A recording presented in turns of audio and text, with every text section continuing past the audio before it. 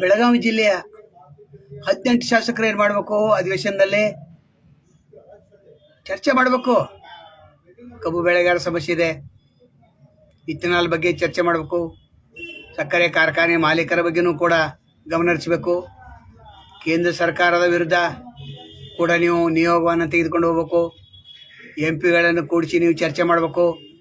ಕರ್ನಾಟಕದಲ್ಲಿರ್ತಕ್ಕಂಥ ಎಲ್ಲ MP ಗಳು, ರೈತ ಪರವಾಗಿರ್ತಕ್ಕಂಥ ಎಲ್ಲ MP ಗಳು ಇವು ಚರ್ಚೆ ಮಾಡಲೇಬೇಕು.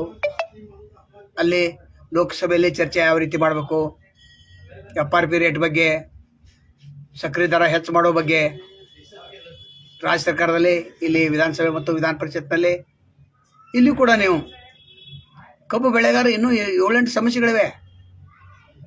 ಕಟಾವಿದೆ, ಸಾಗಾಣಿಕೆ ವೆಚ್ಚಿದೆ, ಅದನ್ನು ಕೂಡಿಸ್ಬೇಕು, ಸರ್ಕಾರ ಕೊಡಬೇಕು, ಅಥವಾ ಕಟಾವು ನರೇಗಾ ಯೋಜನೆಯಲ್ಲಿ ಹಾಕಬೇಕು, ಅಥವಾ ಸಕ್ಕರೆ ಫ್ಯಾಕ್ಟ್ರಿ ಮಾಲೀಕರ ಹೆಗಲ ಮೇಲೆ ಹೊರಬೇಕು. ಅದೆಲ್ಲ ಆಗಬೇಕಲ್ಲ. ಆಗದೆ ಹೋದ್ರೆ ಏನಾಗುತ್ತೆ? ಸರ್ಕಾರಕ್ಕೆ ದೊಡ್ಡ ಸಂಕಟನೇ ಇದೆ. ಗುರ್ಲಾಪುರ ಹೋರಾಟ ದೊಡ್ಡ ಹೋರಾಟ. ಅಲ್ಲಿ ಆ್ಯಕ್ಚುಲಿ 3,500 ರೂಪಾಯಿ ಕೊಡಬೇಕಾಗಿತ್ತು.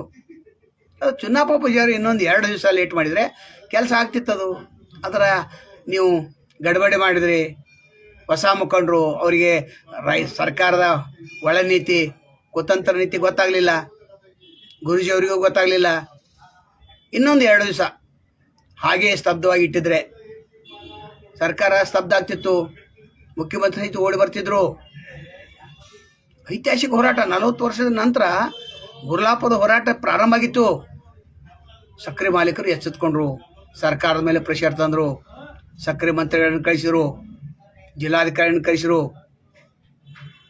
ಇದು ಚರ್ಚೆ ಮುಗೀತು. ಈಗ ಚರ್ಚೆ ಆಗಬೇಕು ವಿಧಾನಸಭೆ ಮತ್ತು ವಿಧಾನ ಪರಿಷತ್ನಲ್ಲಿ.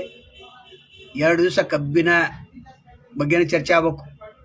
ಇಥೆನಾಲ್ ಬಗ್ಗೆ, ಕೋಜನ್ ಬಗ್ಗೆ, ಕರೆಂಟ್ ಬಗ್ಗೆ, PPA ಒಪ್ಪಂದ ಯಾಕೆ ಮಾಡ್ಕೊಳ್ಳಿಲ್ಲ? ಮಹಾರಾಷ್ಟ್ರದವ್ರು ಮಾಡ್ಕೊಂಡು, ಕರ್ನಾಟಕದವ್ರು ಯಾಕೆ PPA ಒಪ್ಪಂದ ಮಾಡ್ಕೊಳ್ಳಿಲ್ಲ?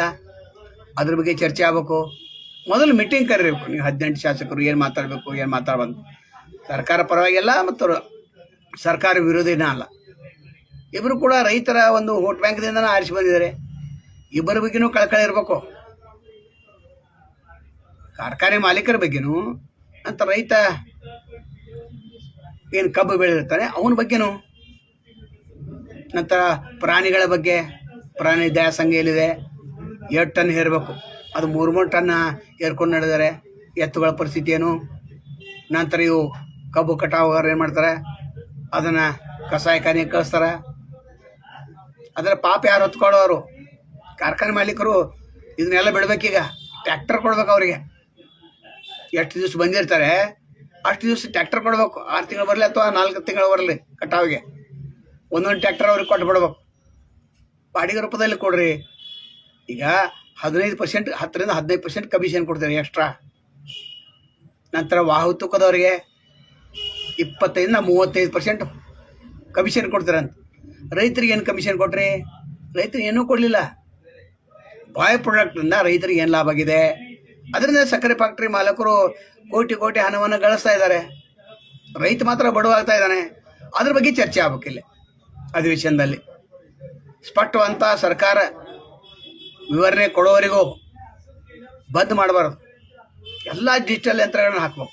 ಕಾರ್ಖಾನೆ ಗೇಟ್ ಒಳಗೆ, ಕಾರ್ಖಾನೆ ಗೇಟ್ ಹೊರಗೆ, ಅಥವಾ ಒಂದು ಖಾಸಗಿ ಜಾಗ ತೆಗೆದುಕೊಂಡು. ಈಗೇನೋ ಪತ್ರ ಬರೆದಿರಿ, ಅದ್ರ ಪತ್ರಕ್ಕೆ ಉತ್ತರನ ಕೊಟ್ಟಿಲ್ಲ ಅವರು.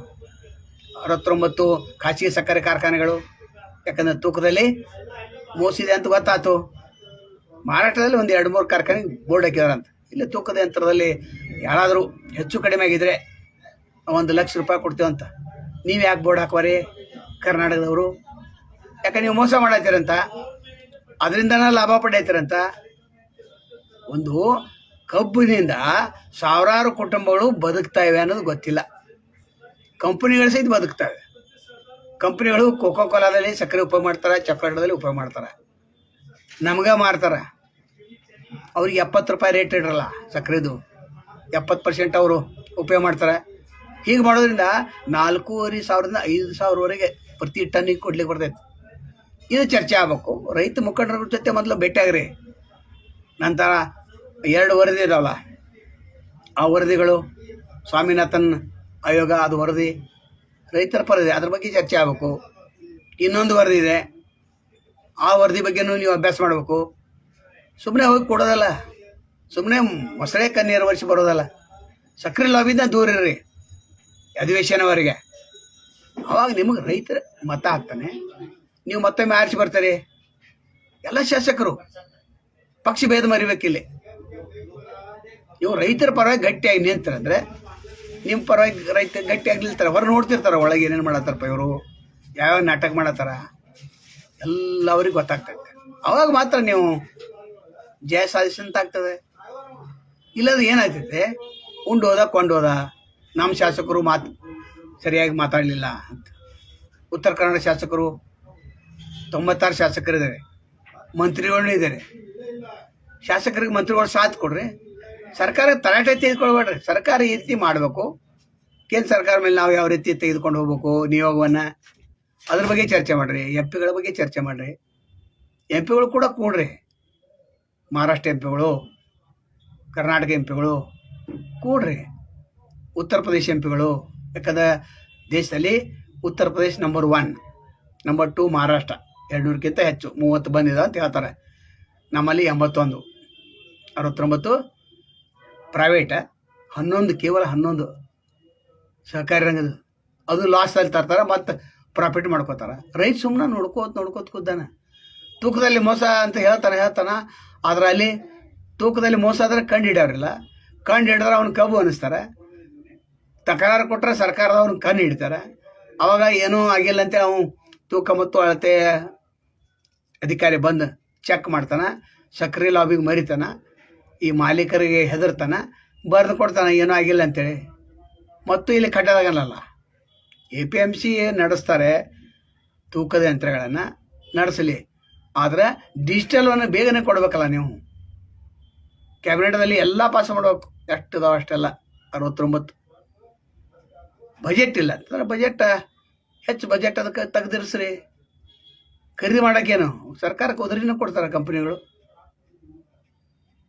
ಬಸ್ಸುನ ಆಗ ಖರೀದಿ ಮಾಡಿರಿ. ಇಲ್ಲಿ 18 ಶಾಸಕರು ಏನು ಮಾಡಬೇಕು ಅಂತಂದರೆ, ಏತ ನೀರಾವರಿಗಳ ಸಮಸ್ಯೆಗಳಿವೆ, ಅನೇಕ ಸಮಸ್ಯೆಗಳಿವೆ. ನಂತರ ಕೃಷ್ಣಾ ಮೇಲ್ದಂಡೆ ಯೋಜನೆ ಅನೇಕ, ನಂತರ ಸಂತ್ರಸ್ತರ ಪರಿಹಾರ ನಿಧಿ ಇನ್ನೂ ಕೊಟ್ಟಿಲ್ಲ, ಪ್ರತಿ ಸಲ ಅದೇ. ಏನು ಮಾಡ್ತಾರೆ ಅಂತಂದರೆ 4-5 ಶಾಸಕರಷ್ಟು ಮಾತಾಡ್ತಾರೆ, ಮೊಸಳೆ ಕಣ್ಣೀರು ಅದನ್ನು ಹೈಟ್ ಮಾಡ್ತಾರೆ, ಅದನ್ನು ಯೂಟ್ಯೂಬ್ದಲ್ಲಿ ಬರುವಂತೆ ನೋಡ್ಕೋತಾರೆ. ಮುಗಿತು ಅಲ್ಲಿಗೆ, ರೈತರು ಮುಗೀತು, ಎಲ್ಲ ಮುಗೀತು. ರೈತರ ಪಾಪ ಒಂದು ದಿವ್ಸ ಫಿಕ್ಸ್ ಮಾಡ್ತಾರೆ, ಹುಯಿ ಅಂತ ಬರ್ತಾರೆ, ಹುಯಿ ಅಂತ ಹೋಗ್ತಾರೆ, ಅಲ್ಲಿ ಮನವಿ ತಗೋತಾರೆ, ನಿಮ್ಮ ಅರ್ಜಿಯನ್ನು ಪರಿಗಣಿಸಲಾಗಿದೆ ಅಂತ. ಎಲ್ಲಿವರೆಗೆ ನಿಮ್ಮ ಹೋರಾಟ ಯಶಸ್ವಿ ಆಗೋದಿಲ್ಲ ಅಲ್ಲಿವರೆಗೆ ನೀವು ಹೋರಾಟ ಅಲ್ಲೇ ಕಂಟಿನ್ಯೂ 10 ದಿವಸ ಇಡಬೇಕು. 1 ಲಕ್ಷ ಕೊಡ್ರೆ 2ನೇ ದಿವಸ 2 ಲಕ್ಷ ಕೊಡ್ಬೇಕು, ನಂತರ 3 ಲಕ್ಷ ಹೆಚ್ಚಾಕೋತ ಹೋಗ್ಬೇಕು. ಗೊರ್ಲಾಪುರದಲ್ಲಿ ಹೆಂಗೆ ಹೆಚ್ಚಾತ್ಲ, ಹನಿ ಕುಡಿದು ಹಳ್ಳ ಹತ್ಲ, ತೆನಿ ಕುಡಿದು ರಾಶಿ ಹತ್ಲ, ಸಮುದ್ರ ಆಗಿಬಿಡ್ತು. ಸರ್ಕಾರ ಗಡ ಗಡ ಗಡ ನಡಗೈತಿ. ಯಾಕೆ ಎಲ್ಲ ಬಂದ್ಬಿಟ್ಟಿದ್ರಿ. ಲಾಸ್ಟಕ್ಕೆ ರೈತರ ಒಪ್ಕೊಂಡು ಅಲ್ಲಿ ಬೆಂಗಳೂರು ಕರೆಸಿ ಅಲ್ಲಿ ನಾಟಕ ನಡೀತು, ಅಲ್ಲಿ 50 ರೂಪಾಯಿ ಕೊಡ್ತೀವಿ ಅಂತಂದ್ವಿ. ಅಲ್ಲ, ಒಂದು ಪೆಪ್ಸಿ ಕೋಲಾ ಒಂದು ಕಂಪ್ನಿಯವ್ರ ಹೇಳಿದ ರೇಟನ್ನು ಫಿಕ್ಸ್ ಮಾಡ್ತಾರೆ, ರೈತರು ಯಾಕೆ ಫಿಕ್ಸ್ ಮಾಡೋಂಗಿಲ್ಲ? ರೈತರು ನಿಮ್ಮ ಮುಂದೆ ಕೈ ಒಡ್ಬೇಕು, ಅವ್ರು ನಿಮ್ಮ ಮುಂದೆ ಕೈ ಒಡ್ಬೇಕು. ದೊಡ್ಡ ದೊಡ್ಡವರು ಕಾರ್ಖಾನೆ ಮಾಲೀಕ ನೀವು ಕಡ್ಡು ಅಡ್ಡಾಯ್ತಾರೆ. ಅದು ನಿಮ್ಮಲ್ಲಿ ಏಕತೆ ಇಲ್ಲ ಅಂತ ಅರ್ಥ, ನಿಮ್ಮಲ್ಲಿ ಒಗ್ಗಟ್ಟಿಲ್ಲ ಅಂತ, ರೈತ ಮುಖಂಡ ಸರಿಯಾಗಿಲ್ಲ ಅಂತ ಅರ್ಥ. ಅವ್ರು ಏನೂ ಅಭ್ಯಾಸ ಮಾಡಿಲ್ಲ. ಅಭ್ಯಾಸ ಮಾಡ್ರು ಸಕ್ಕರೆ ಲಾಬಿಗೆ ಅವರು ಮನಿತಾರಲ್ಲ, ಕೊನೆಗೆ ಏನು ಮಾಡ್ಬೇಕಾಗ್ತಿ? ಏನಾದರೂ ಒಂದು ಒಳ ಒಪ್ಪಂದ ಆಗಬೇಕಾಗ್ತಿತ್ತಲ್ಲ. ಹಿಂದಿನ ರೈತ ಮುಖಂಡರು ತೆಗೆದು ನೋಡಲ್ಲ, ಒಳ ಒಪ್ಪಂದ ಮಾಡ್ಕೊಂಡಾನ ಸೋತಿದ್ದಾರೆ. ಈಗ ರೈತ ಮುಖಂಡರು ಹೇಳ್ತಾರೆ, ಕೋಡಿಹಳ್ಳಿ ಚಂದ್ರಶೇಖರ್ ಹೇಳ್ತಾರೆ, ನಾವು ಬೃಹತ್ ಪ್ರಮಾಣದಲ್ಲಿ ಹೋರಾಟವನ್ನು ಮಾಡ್ತೇವೆ ಅಂತ ಹೇಳ್ತಾರೆ. ಹೋರಾಟ ಮಾಡಿರಿ, ಯಾವ ವಿಷಯವನ್ನು ಮಂಡನೆ ಮಾಡಬೇಕು ಅದು ಮಂಡನೆ ಮಾಡಬೇಕು. ಮತ್ತು ಎಲ್ಲ ರೈತರಿಗೆ ತಿಳಿಸುವಂಥ ಪಾಂಪ್ಲೆಟ್ಸ್ ಮಾಡಬೇಕಲ್ಲ. ಒಂದು ಟಿನ್ನಿಂದ ಕೋಜನ್ ಎಷ್ಟು ಹೊಂಟೈತಿ, ಕರೆಂಟ್ ಎಷ್ಟು ಉತ್ಪನ್ನ ಆಗ್ತೈತಿ, ಎಷ್ಟು ಉತ್ಪಾದನೆ ಖರ್ಚಾಗ್ತೈತಿ, ಎಷ್ಟು ರೈತರ ಕೈಗೆ ಬಂದು ಹತ್ತೈತಿ, ಇದಕ್ಕೆ ಕಾರಣ ಯಾರು, ರೈತ ಆತ್ಮಕ್ಕೆ ಕಾರಣ ಯಾರು, ಇದನ್ನೆಲ್ಲ ಹೊರಗಡೆ ಚರ್ಚೆ ಮಾಡಿ ಆಯ್ತು ಅಲ್ಲಿ ಹೋಗ್ಬೇಕು ಒಳಗೆ. ಯಾರು 18 ಶಾಸಕರು ಅಂತಲ್ಲಿ ಎಂ ಪಿಗಳು. ಈಗೇನು ಚಳಿಗಾಲ ಅಧಿವೇಶನ ನಡೆದೈತಿ ಲೋಕಸಭೆಯಲ್ಲಿ ರಾಜ್ಯಸಭೆಯಲ್ಲಿ, ಅಲ್ಲಿ ಗಟ್ಟಿ ಧ್ವನಿಯಲ್ಲಿ ಮಾತಾಡಬೇಕು. ಗಟ್ಟಿ ಧ್ವನಿ ಹಿಂಗಲ್ಲ, ಯಾವ ರೀತಿ ಹೋರಾಟ ಆತ್ಲ ಅಲ್ಲೇ ಹರಿಯಾಣ ಮತ್ತು ಪಂಜಾಬ್ 3 ಕೃಷಿ ಕಾಯ್ದೆಗಳನ್ನು ವಿಧೇಯಕಗಳನ್ನ ಹಿಂದಕ್ಕೆ ಪಡಿಬೇಕಂತೇಳಿ ಆ ರೀತಿ ಹೋರಾಟ ಆಗಬೇಕು. ಅಂದಾಗ ಮಾತ್ರ ಇದೆಲ್ಲ ಸಾಧ್ಯ ಇದೆ. ಇದ್ರ ಬಗ್ಗೆ ಈ 2 ಸದನಗಳಲ್ಲಿ ಮತ್ತು ಅಲ್ಲಿ ಕೂಡ ರಾಜ್ಯಸಭೆ ಮತ್ತು ಲೋಕಸಭೆಯಲ್ಲಿ ಚರ್ಚೆ ಆಗಬೇಕು. ಅದಕ್ಕೆ ಅವಕಾಶವನ್ನು ಮಾಡಿಕೊಡ್ಬೇಕು. ನಿಮ್ಮ ಗಟ್ಟಿ ಧ್ವನಿ ಇತ್ತಂದ್ರೆ ಅವಕಾಶ ತನ್ನಿಂದ ಸಿಗ್ತಿತ್ತು. ಮತ್ತು ಯಾರ ಮೊಸಳಿ ಕನ್ಯರು ಸತ್ತಾರ, ಯಾರು ರೈತ ಪರ ಕಾಳಜಿದಾರ ನಿಮಗೆ ಗೊತ್ತಾಗ್ತಿತ್ತದು. ನೀವು ಕೂಡ ಜಾಣರಿದ್ದಾರೆ ಇಲ್ಲ ಅಂತಲ್ಲ. ಆದ್ರೆ ನಿಮ್ಮ ಹೋರಾಟ ರೈತ ಸಂಘ ತುಕಡಿ ಗ್ಯಾಂಗ್ ಅಂತಾರಲ್ಲ, ಹಂಗೆ DSS ಹೆಂಗೆ ಗ್ಯಾಂಗ್ ಆಗಿದೆ, ಸಂಘ ಸಂಸ್ಥೆಗಳು ಹೆಂಗೆ ಗ್ಯಾಂಗ್ ಆಗ್ಯಾವೆ, ಹಂಗೆ ನಿಮ್ದೊಂದು ತುಕಡಿ ಗ್ಯಾಂಗ್ ಆಗಿದೆ. ಅದೆಲ್ಲ ಕೂಡಿಸ್ಬೇಕು. ಉರ್ಲಾಪುರ ಹೋರಾಟ ಅಂತ ಹೋರಾಟ ಆಗ್ಬೇಕಿಲ್ಲಿ. ಸ್ವಾಮೀಜಿಗಳು ಹೇಳಿದ್ರಲ್ಲ ಅಲ್ಲಿ, ಶಶಿಕಾಂತ್ ಗುರೂಜಿ, ಚುನಾವ್ ಪೂಜಾರಿ 10 ಲಕ್ಷ ಜನ ಕೂಡಿಸ್ಬೇಕು. ಅಂದಾಗ ರಾಜ್ಯದ ಮುಖಂಡರಾಗ್ತಾರೆ ನೀವು. ಯಾವ್ದ್ರೆ ಮತ್ತು ಉಸ್ತುವಾರಿ ಮಂತ್ರಿಗೆ ಹೆದರೋ, ಮುಖ್ಯಮಂತ್ರಿಗೆ ಹೆದರೋ, ನಮ್ಗೆ ಕೊಟ್ಟಿದ್ದಲ್ಲ 3,000 ಭಾಳ ಹೆಚ್ಚು ಕೊಟ್ಟಿದ್ರಿ, 100 ರೂಪಾಯಿ ಹೆಚ್ಚು ಕೊಟ್ಟಿದೆ ಅಂತ ಚುನಾವ್ ಪೂಜಾರಿ ಎಲ್ಲಿ ಹೇಳ್ತಾಯಿದ್ರು. ಅಲ್ರಿ ಇನ್ನೊಂದು 2 ದಿವಸ ಲೇಟ್ ಮಾಡ್ಯಾರ 3,500 ಕೊಡ್ತಿದ್ರಲ್ಲ. ಹಂಗೆ ನೋಡ್ರಿ 4,000 ಕೊಡ್ಬೇಕು ಅವರು. ಮತ್ತು ಸಕ್ಕರೆ ದರ 2 ನಮೂನೆ ಹಾಕ್ಬೇಕು. 70% ಮತ್ತು 30. 70 ಕೊಕೊಕೋಲಾ ಕಂಪ್ನಿ, ಪೆಪ್ಸಿ ಈ ಥರ ವಸ್ತುಗಳಲ್ಲಿ ಉಪಯೋಗ ಮಾಡ್ತಾರೆ ವಿದೇಶಿ ಕಂಪ್ನಿಗಳು. ಅವ್ರಿಗೊಂದು ರೇಟ್ ಬೇರೆ ಇಡ್ರಿ. ಅವ್ರೊಂದು 60-70 ರೂಪಾಯಿ ಇಡ್ರಿ ಕಿಲೋಗೆ. ಇಲ್ಲಿ 30% ಸಾರ್ವಜನಿಕರು ಉಪಯೋಗ ಮಾಡ್ತಾರೆ. ಇವ್ರದ್ದೊಂದು ಬೆಲೆ ಇಡ್ರಿ. ಇವ್ರಿಗೊಂದು 30-35 ಇಡ್ರಿ. ಅವ್ರಿಗೆ 65-70 ರೂಪಾಯಿ ಇಡ್ರಲ್ಲ. ಆಗ್ತೈತೆ ಅದು. ಮಾಡ್ಲಿಕ್ಕೆ ಕೂತ್ರೆ ಏನೋ ಆಗ್ತೈತೆ ಅದು. ಇದ್ರ ಚರ್ಚೆ ಗಂಭೀರ ಆಗಬೇಕು. ಅದಕ್ಕೆ ಸರ್ಕಾರ ಅನುಮೋದನೆ ಪಡಬೇಕು. ನಿಮ್ಮ ಕೈಯಲ್ಲಿ ಇಲ್ಲಾದರೆ SAP ನಿಮ್ಮ ಕೈಗೆ ಐತಿ, TRP ಅವ್ರ ಕಡೆ ಐತಿ. ಅಲ್ಲಿ ಮತ್ತು ನ್ಯೂನತೆಗಳು. Central government policy completely wrong ಇದೆ. ಇದನ್ನ ಯಾರು ಹೇಳ್ತಾರೆ? KM ಪಾಟೀಲರು, ಕೃಷಿ ತಜ್ಞರು, ಕೃಷಿ ಚಿಂತಕರು, ತಜ್ಞರು ಬೇಡ, ಕೃಷಿ ಚಿಂತಕರು ಮತ್ತು ಪತ್ರಕರ್ತರು ಅದು ಹೇಳ್ತಾರೆ. ಮತ್ತು ಗುಂಡಪ್ಪ ಕಮ್ತಿಯವರು ಅದನ್ನೇ ಹೇಳ್ತಾರಲ್ಲ. ಅಂಥವ್ರು ನೀವು ಅಲ್ಲಿ ಕಮಿಟಿ ಅಂತ ಇದ್ಕೊಡ್ರಲ್ಲ. ಕಬ್ಬು ಬೆಳೆಗಾರ ಸಲಹಾ ಸಮಿತಿ ಅಂತಿದೆ, ಸಕ್ಕರೆ ಮಹಾಮಂಡಳದವರು, ಅವರು ಕೂಡ ಇಲ್ಲಿ ಸ್ವಲ್ಪ ಮುತುವರ್ಜಿ ವಹಿಸ್ಬೇಕು. ಮತ್ತು ಸಕ್ಕರೆ ಕಾರ್ಖಾನೆಯವರು ಮಾಲೀಕರು ಕೂಡ ಹೌದು, ನಮಗೂ ಲಾಸ್ ಆಗ್ತಾಯಿದೆ ಮತ್ತು ನಿಮಗೂ ಲಾಸ್ ಆಗ್ತಾಯಿದೆ, ಸೆಂಟ್ರಲ್ ಗೌರ್ಮೆಂಟ್ ಪಾಲಿಸಿ ತಪ್ಪಿದೆ ಅಂತ ಅಲ್ಲಿ ಎತ್ತಿ ಹಿಡಿಬೇಕು. ಅದರ ಮಾರಾಟದಲ್ಲಿ ಕಬ್ಬು ಇಳುವರಿ ಹೆಚ್ಚಾಗ್ತದೆ. ನಂತರ ಅದರ 100 ಟನ್ ಅಥವಾ 70 ಟನ್ ಹೆಚ್ಚಾಗ್ತೈತೆ. ಅದು ಇಲ್ಲಿ 25-30 ಟನ್ ಕರ್ನಾಟಕದಲ್ಲಿ ಆಗ್ತೈತಿ. 40 ಇಡ್ರಿ, ಭಾಳ ಚೆನ್ನಾಗಿ ಬಿಡೋದು 50 ಟನ್. ಅದ್ರ ಬಗ್ಗೆ ಹೇಳ್ಬೇಕಲ್ಲ, ಹೆಂಗೆ ಹೆಚ್ಚು ಮಾಡಬೇಕು, ಯಾವ ಗೊಬ್ಬರ ಕೊಡಬೇಕು. ಕಾರ್ಖಾನೆಯವ್ರು ಕೃಷಿ ತಜ್ಞರನ್ನು ಅಥವಾ ಸಲಹೆಗಾರರನ್ನು ನೇಮಿಸಿರ್ತೈತಿ. ಅವ್ರು ಪ್ರತಿಯೊಬ್ಬರು ರೈತರಿಗೆ ಹೋಗಿ ಮುಟ್ಟಾಗಿಲ್ಲ. ಮಹಾರಾಷ್ಟ್ರದಲ್ಲಿ ಹಂಗಿಲ್ಲ. ಪ್ರತಿಯೊಬ್ಬ ಸಕ್ಕರೆ ಕಾರ್ಖಾನೆಯವರು ಕಬ್ಬು ಬೆಳಕಿಂತ ಮೊದಲು ಯಾವ ಬೀಜ ಉತ್ಪತ್ತಿ ಮಾಡಬೇಕು, ಗೊಬ್ಬರ ಎಷ್ಟು ಹಾಕ್ಬೇಕು, ನೀರು ಎಷ್ಟು ಹಾಕೋಬೇಕು, ಎಷ್ಟು ದಿವಸ ಬೆಳೆ ಬರ್ತೈತಿ, ಬಂದು ಕೂಡಲೇ ತೆಗೆದುಕೊಂಡು ಹೋಗ್ತಾರೆ ಅವ್ರು. ಇಲ್ಲಿ ನಮ್ಮಲ್ಲಿ ಎಲ್ಲ 1 ತಿಂಗಳು ನಂಬರ್ತಿ, 2ನೇ ತಿಂಗಳು ಬರ್ತೈತಿ. ಆವಾಗ ಇಳುವರಿ ಕಡಿಮೆ ಆಗೋದು ಸಜ್ಜಿಕೆ ಇದೆ. ಮತ್ತು ಅಲ್ಲಿ ಹೋಗಿ ಟ್ಯಾಕ್ಟರ್ಗಳು ನಿಲ್ತಾವ, ನಂಬರ್ ಹಚ್ಬೇಕು. ನಾವು ದೂಧಗಂಗಾ ಸಕ್ಕರೆ ಕಾರ್ಖಾನೆಗೆ ಹೋಗಿದ್ದು 50-60 ಟ್ಯಾಕ್ಟರ್ಗಳು ಇದ್ದಾವೆ. ಅವ್ರ ನಂಬರ್ ಯಾವಾಗ ಬರೋದು? ಅವು ಇಳುವರಿ ಕಡಿಮೆ ಆಗತ್ತೈತೆ ಅದು. ಮತ್ತು ಇಳುವರಿ ಲೆಕ್ಕದಲ್ಲಿ ಇವ್ರು ಕೊಡ್ತೇವೆ ಅಂತ ಹೇಳ್ತಾರೆ. ಅಲ್ಲಿಯೂ ಮೋಸ ಇದೆ, ಅದನ್ನು ಹೇಳಬೇಕು. ಈಗ 18 ಶಾಸಕರು ಮತ್ತೆ ಆರಿಸಿ ಬರ್ಬೇಕಾದ್ರೆ ಇದನ್ನು ಮಾಡ್ಬೇಕು. ಹಿಂದೆ ಪಿ ರಾಜು ಭಾಳ ಚೆನ್ನಾಗಿ ಹೇಳ್ತಿದ್ರು. ಅದು ರೈತ ಮುಖಂಡರು ಅವ್ರನ್ನ ಸೋಲಿಸಿದ್ರು ಅಂತ ಹೇಳ್ಬೋದು. ಲಕ್ಷ್ಮಣ ಸವದಿ ಅವ್ರು ಮಾತಾಡ್ತಾರೆ, ಅದ್ರ ಮೊಸಳೆ ಕಣ್ಣೀರು ಅಟ್ಟ 2 ಮಾತು. ಮತ್ತು ತಮ್ಮ ಫ್ಯಾಕ್ಟ್ರಿ ಐತಲ್ಲ ಅಲ್ಲಿ ಕೃಷ್ಣ ಸಹಕಾರಿ ಹತ್ತನೆಯಲ್ಲಿ, ಅಲ್ಲಿ 50 ರೂಪಾಯಿನೂ ಹೆಚ್ಚು ಕೊಟ್ಟಿಲ್ಲ. ಒಂದು ಉಳಿದಾರು ಕೋರೆಯವ್ರು ಕೊಟ್ಟಿದಾರಲ್ಲ 50 ರೂಪಾಯಿ ಹೆಚ್ಚು. ಶಿವಶಕ್ತಿಗೆ ಹೆಚ್ಚು ಮಾಡಿದ್ರು ಮತ್ತು ದೂಧಂಗೆ ಹೆಚ್ಚು ಮಾಡಿದ ಅಂತ ಸುದ್ದಿ. ಪೇಪರಾಗ ಏನು ಕೊಟ್ಟಿಲ್ಲ ಅವರು, ಸುದ್ದಿ ಅದು.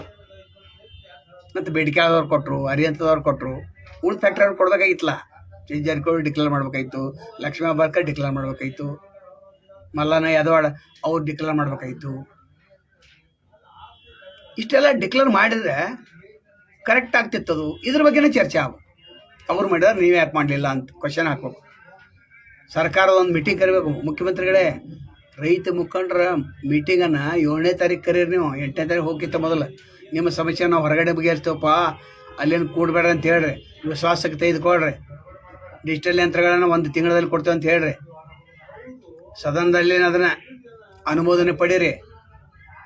ಸಚಿವ ಸಂಪುಟದ ಸಭೆಯಲ್ಲಿ ಅನುಮೋದನೆ ಪಡೀರಿ. ಕೆಲಸ ಆಗ್ತಿತ್ತದು. ಅಲ್ಲಿ 96 ಶಾಸಕರು ಒಂದು ಕಡೆ ಕೊಡಬೇಕು.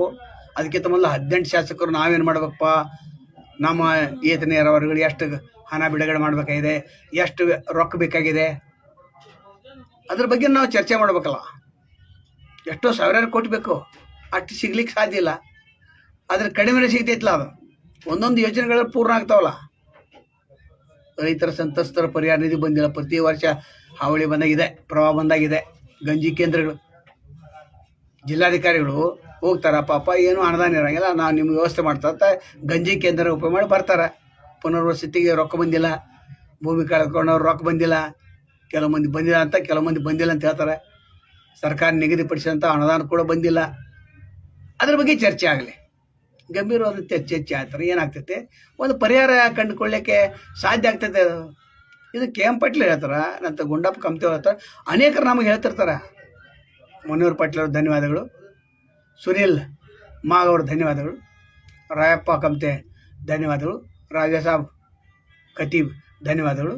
ಇಷ್ಟು ಇವತ್ತಿನ ವಿಡಿಯೋನ ಮುಗಿಸ್ತೆ. ನಮಸ್ಕಾರ.